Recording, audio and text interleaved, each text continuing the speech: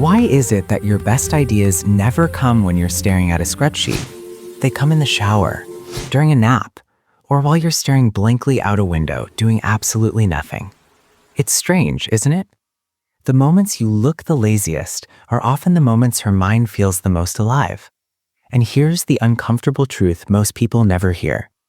The intelligent brain is expensive. It consumes a massive amount of energy. So to survive, it evolved a power-saving mode.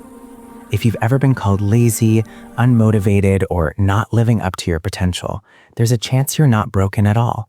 You might just be running the most advanced software on Earth. From the time you're young, you're taught one rule: busy equals valuable. Rest equals weakness. If you're not grinding, hustling, or visibly exhausted, something must be wrong with you. But that belief comes from an industrial world. Factories, assembly lines, output per hour, not from a cognitive one.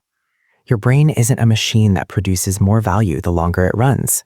It's a prediction engine, a pattern recognizer, a problem solver.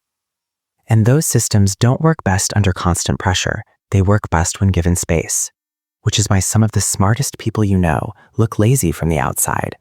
They're not avoiding work. They're minimizing wasted effort. And that brings us to the first sign. Sign number 1. There's a quote often attributed to Bill Gates.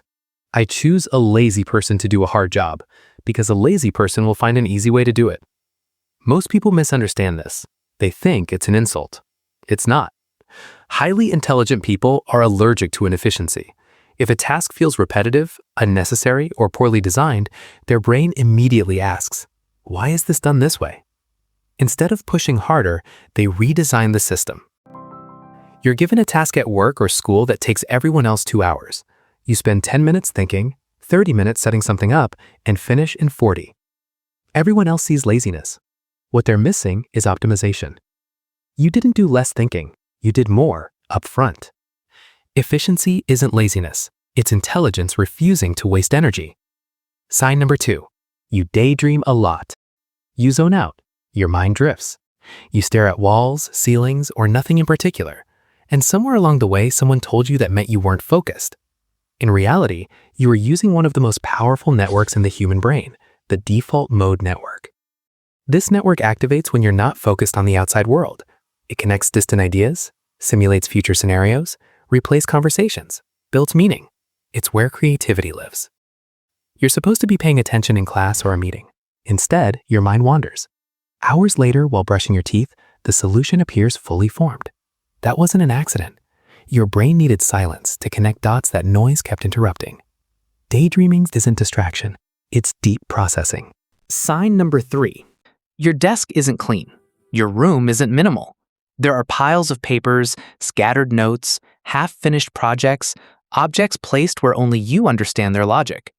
To an outsider, it looks chaotic, disorganized, maybe even careless. And you've probably heard the same phrase repeated again and again. Clean space, clean mind.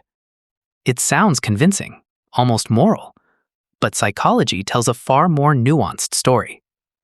Research suggests that order and cleanliness encourage rule following, predictability, and conventional thinking.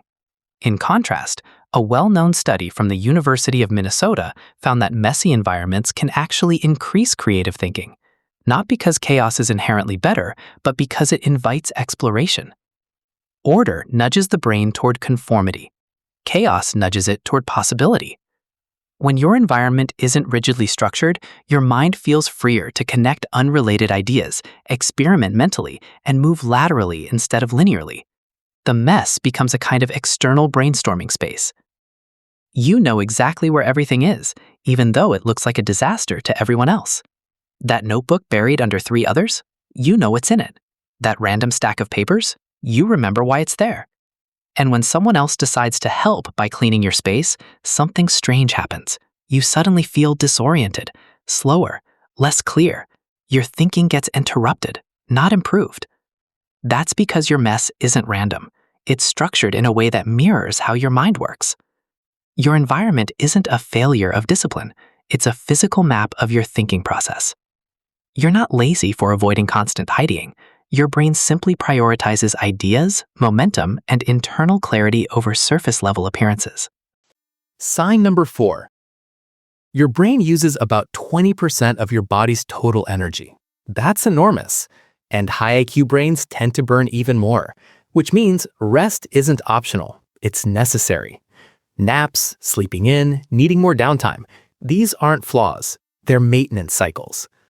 You push yourself for days, then suddenly crash, sleep longer than everyone else, and wake up with clarity. That wasn't laziness, that was your brain running a defrag, clearing mental clutter, strengthening connections, integrating information.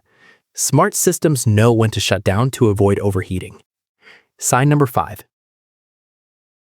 This one gets misunderstood more than any other. Yes, procrastination can be avoidance, but for intelligent minds, it's often something else. Incubation. You're not avoiding the task, you're waiting for the right approach. You delay starting an essay, project, or idea. It looks like avoidance. Then under pressure, you produce something unusually sharp, almost effortlessly. That's because your brain was working in the background the entire time. Procrastination isn't always fear. Sometimes it's your mind saying, "Give me space to solve this properly." Sign number 6. You rehearse conversations before they happen. You explain ideas out loud, even when no one else is around. You argue with imagined versions of people, replaying disagreements, clarifying your position, refining your wording.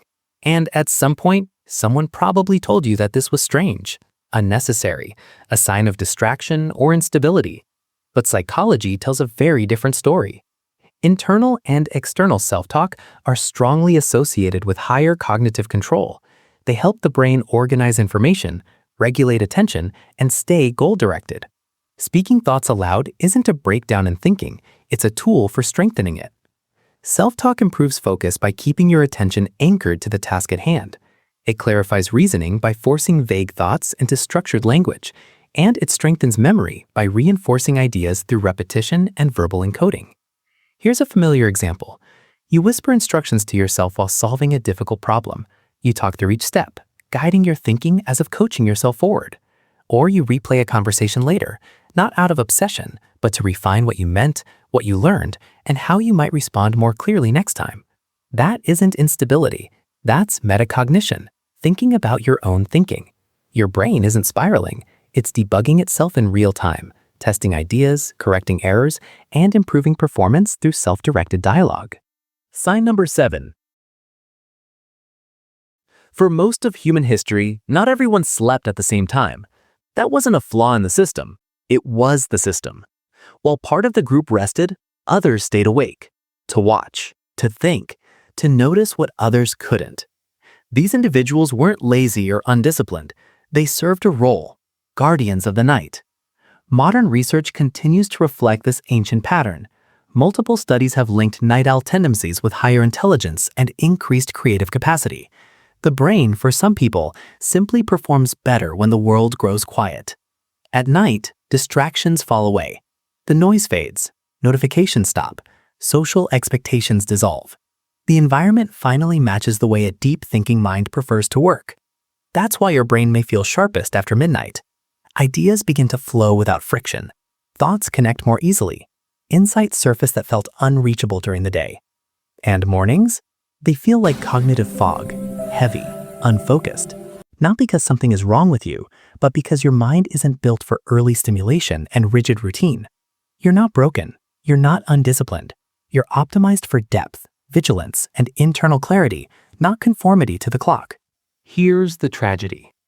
Highly intelligent people often grow up being told they're wasting potential. They internalize shame. They try to force themselves into productivity models designed for different minds. And when that fails, they assume something is wrong with them. But the problem was never laziness. It was misalignment. A high-performance brain doesn't look busy. It looks quiet, still, idle, until it isn't. So the next time someone calls you lazy, remember this. Your brain isn't avoiding work. It's conserving energy for breakthroughs. You're not procrastinating. You're incubating.